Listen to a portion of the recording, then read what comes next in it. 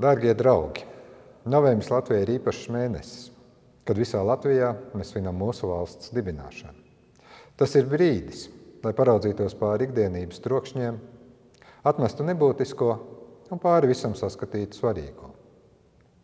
Mūsu skaistajā Latvijā, Latgalē, Vidzemē, Cēlijā, Zemgalē un Kurzemē, jūs katrs ar savu darbu, ar savu attieksmi veidojat un darāt stipru šīs dienas Latviju. Tieši jūs padarat mūsu valsti par brīnumskaistu zemi. Zemi, ko lolot un caukt par savu, par savām mājām. Godātie Latvijas cilvēki, vēlu, lai arī ikdienas gaitās mēs būtu tikpat vienoti un saliedēti savai mīļajai Latvijai.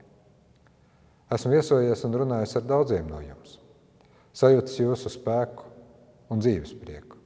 Esmu smēlies daudz ideju un enerģijas, un par to jums paldies. Latvijas 106. gadā centīšos būt kopā ar jums ikdienā un svētkos. Tikai kopā augšup mēs varam Latviju darīt stipru, taisnīgu un drošu.